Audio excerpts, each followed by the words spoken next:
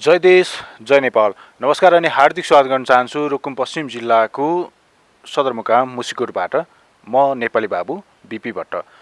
दशबिन ज्येष्ठ 10 गते नवराज विक सहित अनि 6जनाको विवश हत्या भयो र केही उनका साथीहरूलाई निर्घात कुटपिट भयो र अहिले यतिखेर भने त्यो घटनाको दोषीहरूलाई यतिखेर कानुनी कठघरामा उभ्याइएको छ र अहिले अदालतले फैसला गरेको छ। पूर्वपक्षमा राखेर 23 जनालाई कारागार पठाइसकेको छ। 2 जना बालगृहमा छन् भने 3 जना सामान्य तारिखमा रिहा भएका छन्, 1 जना धरोटीबाट। र हामीले यो विषयमा पछिल्लो समय के छ त यो घटनाको अवस्था भनेर देश विदेशबाट धेरै हामीलाई प्रतिक्रिया आइसकेपछि यो घटनाको चाहिँ पछिल्लो अवस्था यहाँले चाहिँ देखाइदिनु पर्यो भनिसकेपछि हामी तेस्रो पटक रुकुम पश्चिम आइपुगेका छौँ र यो घटनाको पछिल्लो अवस्था के छ, घटनामा के पाइयो, घटनामा दोषीहरू को हुन सक्छन् भन्ने विषयमा हामीले तपाईँलाई विभिन्न भिडियोहरू प्रस्तुत गरिरहेका छौँ। र आज म एउटा यस्तो व्यक्तित्वसँग कुराकानी गर्दैछु जोले यो घटनालाई नजिकबाट निहाल्नु भएको छ र घटनामा छानबिन गर्न सहयोग पुर्याइरहनु भएको छ। म आज चन्द्रबहादुर विश्वकर्मा मसँगै फ्रेममा हुनुहुन्छ। उहाँ छानबिन सहयोग समिति गठन भएको छ नेकपा पार्टीबाट, उहाँ संयोजक हुनुहुन्छ र कर्णाली प्रदेशको प्रदेश कमिटी सदस्य पनि हुनुहुन्छ। उहाँले यो घटनालाई कसरी सहयोग पुर्याइरहनु भएको छ, छानबिन गर्दाखेरि उहाँले के पाउनुभयो, हामी समग्र विषयमा उहाँसँग कुराकानी गर्छौँ। चन्द्र सर, यहाँलाई स्वागत छ कार्यक्रममा। धन्यवाद। अब यो घटनालाई हामी पछाडितिर नफर्क्यौँ, घटना भइसकेको छ, 6जनाको मृत्यु भइसकेको छ। त्यो घटना चाहिँ तपाईँको चाहिँ एउटा कर्तव्य ज्यानमा गइसकेको अवस्था छ। अब नेकपा पार्टीले तपाईँको संयोजकतामा यो घटनाको एउटा छानबिन समिति, सहयोग समिति भनेर गठन गरेको छ। अहिलेसम्म पाउनु भएको र तपाईँले सहयोग गर्नुभएको तपाईँको भूमिका के देखिया छ? होइन, हामीले यो घटना घटिसकेपछि नेपाल कम्युनिस्ट पार्टी रुकुम जिल्ला अत्यन्तै गम्भीरता बोधका साथ अगाडि बढ्न चाह्यो र एउटा दुःखन्त घटनाको रूपमा यसलाई ग्रहण गर्यो र आफ्नै जिल्लामा यस्ता घटनाहरू घट्दाखेरि अत्यन्तै चिन्तित पनि हामी भयौँ सबै। र हामीले सोचिरहेका थियौँ कि यस्ता घटनाहरू हाम्रो जिल्लामा हुँदैनन् र जिल्ला राजनीतिक ढङ्गले पनि र शैक्षिक स्तरबाट पनि धेरै अगाडि बढिरहेको छ। यद्यपि कतिपय पुरातन चेतनाहरू, चिन्तनहरू त छन् नै, तैपनि यो स्तरमा घटनाहरू घट्ने गरी यस्तो प्रकारको प्रवृत्तिहरू, चिन्तनाहरू छन् भन्ने कुरा हामीलाई लागिरहेको थिएन। यद्यपि घटना घट्यो। घटना घटिसके यसलाई अब यसको तथ्य सत्य आफ्नो धारणा अवधारणाहरू स्पष्ट पार्नको लागि पार्टीले एउटा छानबिन समिति बनायो। छानबिन गरेर सरकारलाई सहयोग गर्ने उद्देश्यसहितको छानबिन समिति बनायो। यद्यपि हामीले 3 जना पुष्पवादी, भीमा थापा, मेरो संयोजकतामा छानबिन समिति पार्टीले जिल्ला कमिटीले एउटा सार्वजनिक गर्यो। त्यो जनार्दन शर्माको निर्देशनमा अनल शर्मा, पार्टी अध्यक्ष अनल शर्माको एउटा प्रेस नोट मार्फत सार्वजनिक गरिसकेपछि हामीले त्यो जिम्मेवारी पुरा गर्नतिर गयौँ र गम्भीरतापूर्वक अगाडि बढ्यौँ। र विशेष गरेर हामीले अब दोषी भनिएका छन् ती व्यक्तिहरूलाई नजिकबाट बुझ्ने, त्यसपछि देखि जान्ने, सुनि जान्ने, घटनास्थल सबै अध्ययन गऱ्यौँ र पीडित पक्षहरूलाई पनि बुझ्यौँ। बुझिसकेपछि हामी एउटा निष्कर्षमा पुग्यौँ कि हाम्रो निष्कर्ष के थियो भने यो घटना कसरी घट्यो, के कारणले घट्यो र घटनाको प्रकृति के हो भन्ने कुरा मात्रै हाम्रो बुझाइ थियो। त्यसमा हामी सफल भएका छौँ लाग्छ। के पाउनुभयो? यहाँको जुन छानबिन समितिबाट चाहिँ निस्केका चाहिँ निष्कर्षहरू के छन्? हामीले अब कसले हत्या गर्यो, कसरी गर्यो, त्यसपछि को व्यक्तिहरू संलग्न थिए, ती व्यक्तिहरूले कसरी हत्या गरे भन्ने प्राविधिक कुरा त हामीले त्यत्र बुझ्नतिर गएनौँ। त्यो बुझ्ने कुरा त पुलिस प्रशासन र राज्यका विभिन्न संयन्त्रहरू नै यसो काफी छन्, होइन।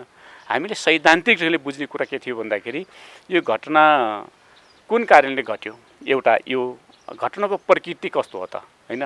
विशेष त अब कसैले भव्यतव्य रूपमा भन्ने कुरा भयो, आकस्मिक भन्ने कुरा भयो, त्यसपछि यो कुनै एउटा लकडाउन उल्लङ्घना गरेको कारणले भयो भन्ने पनि भयो होइन। विभिन्न प्रकारका क्रिया प्रतिक्रिया आएको जातीय कारणले भयो भन्ने पनि भयो होइन।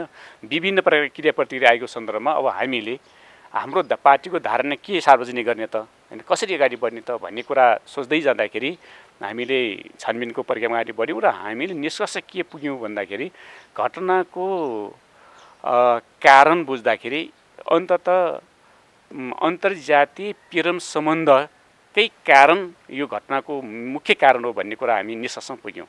त्यसमा थुप्रै प्रमाण हामीसँग छन् होइन। अध्ययन र सुनि जान्ने, देखि जान्ने र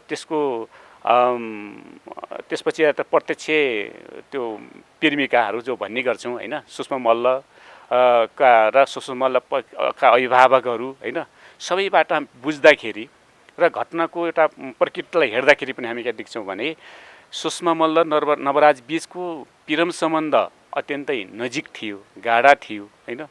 तर त्यो प्रेम सम्बन्ध गाढा हुँदाहुँदै त्यो एउटा वैवाहिक सम्बन्धमा विकास गर्ने सायद उहाँहरूको मन सायद थियो जस्तो लाग्छ हामीलाई होइन, थियो। तर त्यो वैवाहिक सम्बन्ध कायम गर्ने वा प्रेम सम्बन्ध गाढा थियो कि थिएन भन्ने कुरा थुप्रै प्रमाण के छन् भन्दाखेरि नवराज र सुषमा मल्ल बिचको फन सम्बन्ध हुने कुरा, त्यसपछि सुषमा मल्ल विशेष गरेर नवराजको घरमा दुई तिन तिन दिन बस्दै गरेको कुरा, न कि उहाँको नाता छ, न सम्बन्ध छ, न त जाति मिल छ होइन, न त कुनै प्रकारको त्यहाँ आफन्तजनहरू छन्।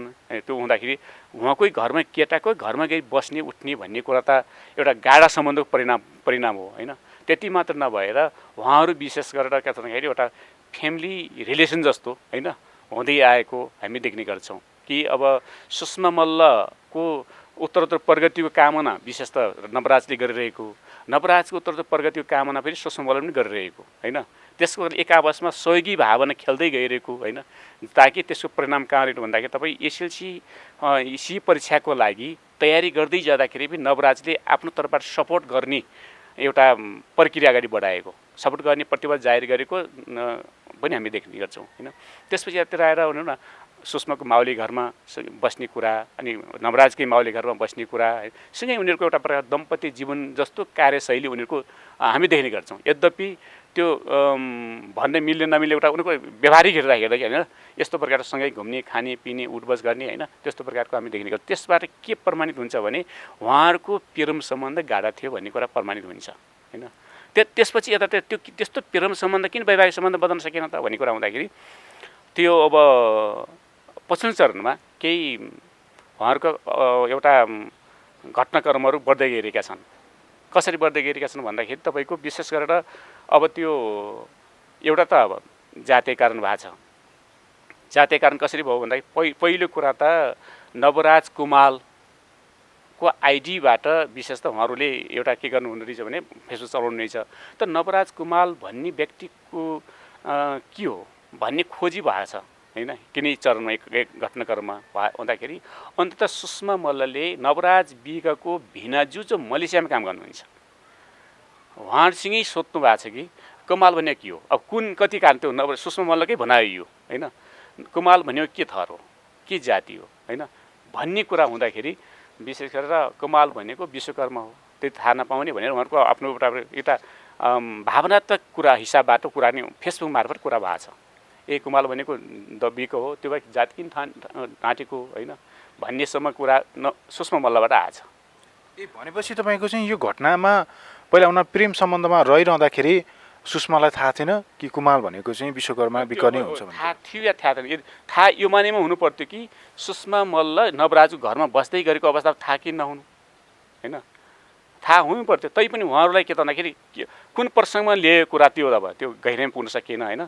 तर पनि के हो भने एउटा कारण त्यहाँबाट पनि उहाँहरूलाई अलिकति त्यो भयो कि भन्ने लाग्छ। एउटा दोस्रो कारण कहाँ भन्दाखेरि विशेष गरेर अब यसलाई डिस्कन्ट्याक्ट हुने जो प्रक्रिया चल्यो, डिस्कन्ट्याक्ट हुने जो प्रक्रिया कहाँनिरबाट हुन देखिन्छ भन्दाखेरि तपाईँको अब म तपाईँलाई यो डिस्कन्ट्याक्टमा एउटा अर्को प्रश्नपछि जोड्छु। तपाईँको एउटा अघि भन्दै गर्दाखेरि एउटा कुरा चाहिँ के आयो भने जस्तै तपाईँको जुन छानबिनबाट जुन समितिले एउटा निष्कर्ष निकालेको छ कि यो चाहिँ छुवाछुत र अन्तर्जातीय सम्बन्धी कार्य अन्तर्जातीय प्रेम सम्बन्धकै कारणले चाहिँ घटना भयो भन्ने तपाईँको निष्कर्ष छ। तर तपाईँकै पार्टी नेकपाका प्रभावशाली नेता जनार्दन शर्मा प्रभाकरले त सङ्घीय संसदमै भन्नुभएको छ, यो चाहिँ जातीय हिसाबले जुन यो घटनालाई चाहिँ राजनीतिकरण गर्न खोजिएको छ यो गलत हो भनेर उहाँले त संसदमै भन्नुभएको छ। तपाईँको चाहिँ निस्केको रिपोर्ट र उहाँको कुरा त फेरि बाजियो। यसो अब विभिन्न मिडियाहरूबाट र प्रारम्भिक अध्ययन बुझाइबाट होइन उहाँहरूले अब कुन स्रोतबाट कसरी भन्नुभयो उहाँले स्पष्टीकरण दिनु कुरा अब त्यो कुरा त होइन। तर त्यसकारण त उहाँले नै अब हामी कतै अलि यान्त्रिक हुन्छौँ कि अलिकति भनौँ न त्यो गहिराइमा पुग्न सक्दैनौँ कि भनेर एउटा छिटो छरितो ढङ्गले होइन के गर्नुभयो भन्दाखेरि एउटा समिति गठन गरौँ है भनेर अगाडि बढ्नुभयो नि। अब सायद समिति गठन गरिसकेपछि केही बुझाइ भएपछि उहाँले फेरि त दोस्रो विज्ञप्ति दिनुभएको छ। उहाँले बोलेको कुराहरू पनि फेरि के भनौँ न एउटा ढङ्गले के त मैले हतारो ढङ्गले होइन केही बोलेँ कि भन्ने नै हुनसक्छ त्यो होइन। त्यो उहाँले फेरि समीक्षा गरेर के गर्नुभएको छ भने हाम्रो सबैको सुझाव लिएर विशेष गरेर के गर्नुभएको छ भने उहाँले केही सुधार्नु भएको छ होइन। त्यसले गर्दाखेरि के हो भने अहिले अब यद्यपि हाम्रो पार्टीले यो धारणालाई सार्वजनिक गर्ने कुरा होइन समग्रमा सार्वजनिक गर्ला होइन। तर म संयोजक भएको नाताले र एउटा अधिकार कर्मी भएको नाताले पार्टीको पनि एउटा जिम्मेवारी भएको नाताले मैले देखेको भिजन र एउटा भिजन स्पष्ट पार्ने कुरा मात्रै हो होइन। त्यसपछि यस्तो पार्टीले के गर्न हरेक पाटापक्षबाट सार्वजनिक गर्ने कुरा आफ्नो ठाउँ होला होइन त्यो छ। त्यस कारण के हो भने अब चाहिँ मेरो बुझाइ के हो भन्दाखेरि यो अन्तर्जातीय प्रेम सम्बन्ध नै यसको मुख्य कारण हो भन्ने कुरा थुप्रै प्रमाणहरू छन् थुप्रै आधारहरू छन् होइन। अब तपाईँले यो भनिरहँदाखेरि म कतातिर आउन चाहन्छु भने जस्तो कि अनुसन्धानमा के पनि आएको छ नि सुषमा र नमराजको चाहिँ 3 महिनादेखि ब्रेकअप थियो, उनीहरू बिचमा कुराकानी थिएन। तपाईँले भन्नुभयो जस्तो अब चाहिँ उसले चाहिँ सुषमाले हुनसक्छ कि कुमाल भनेको चाहिँ विश्वकर्मा विक रहेछ भन्ने थाहा पाइसकेपछि उसले पनि एउटा जातीय फिलिङ्स ल्याइसकेपछि कतै उनीहरू चाहिँ टाढा हुन खोजेको हो कि होइन। यो जुन 3 महिनाको जुन ग्याप पिरियड छ घटना हुनुभन्दा बिचको चाहिँ उनीहरू बिचमा सम्पर्क टुटेको बिचको अवस्था जुन तपाईँले भन्दै हुनुहुन्थ्यो त्यसलाई होइन त्यो 3 महिनादेखि नै ब्रेक भएको भन्ने कुरा सुषमाले स्वीकार्नु हुँदैन। उहाँकै भनाइअनुसार क्या चैत्रको 14 गतेसम्म हामी कन्ट्याक्टमा थियौँ उहाँले भनेको कुरा हो त्यो मैले भनेको कुरा होइन होइन। जब चैत्रको 14 गतेसम्म सम्पर्कमा थियौँ ताकि चैत्रको 6 गते नै के त भन्दाखेरि इसी परीक्षाको तयारी गरिरहेको अवस्थासम्म पनि नवराज र सुषमा बिचको सहकार्य छ कि परीक्षामा सफल कसरी पार्ने भन्ने प्रकारको त त्यो सहकार्य छ नि त होइन। भइसकेपछि घटना चाहिँ जेठ 10 गते घटेको छ महिनाको हिसाबबाट 3 महिना त भयो समयको हिसाबबाट त त्यो भएन त। उहाँले स्वीकार गरेर चैत 14 गतिसम्म उहाँसँग सम्पर्क छ यद्यपि होइन विभिन्न माध्यमबाट अब अन्तिमसम्म अब सम्पर्क गर्ने प्रयास त भएको छ होइन। पछि यतातिर केटी पक्षबाट अलिकति ब्रेक भएको छ र त्यसकारण प्रेमकै छटपटाटमा नवराज सोती आउने प्रक्रिया चलिरहेको छ। भनेपछि सुषमाकै लागि ऊ चाहिँ सोती आइरहेको थियो हामी पाउने गर्छौँ। अब यो घटना एक खालको अकल्पनीय घटना भयो होइन, एउटा दुर्भाग्य हो रुकुम पश्चिमको लागि। सुषमा जो एससीको परीक्षा गरिरहेको थियो नाबालिका पनि भनिरहेको छ होइन।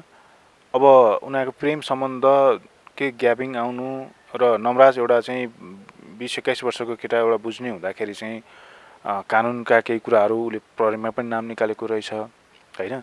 उनले चाहिँ यो विवाहलाई चाहिँ त्यो हतार गर्नुपर्ने अवस्था चाहिँ कसरी सिर्जना भयो भन्ने लाग्छ? यसो पहिलो कुरा त अब सुषमा मल्ल 18 वर्षको उमेरमा उहाँ प्रवेश गर्दै हुनुहुन्छ। नवराज चाहिँ 19 वर्षमा पुरा गर्नुभएको छ। यो 21 वर्ष 18 17 वर्ष भन्ने कुरा होइन। उहाँकै जन्म मितिको आधारबाट बोल्दाखेरि 18 वर्षको सुषमा पुग्नुहुन्छ र 19 वर्षको चाहिँ नवराज पुग्नुहुन्छ।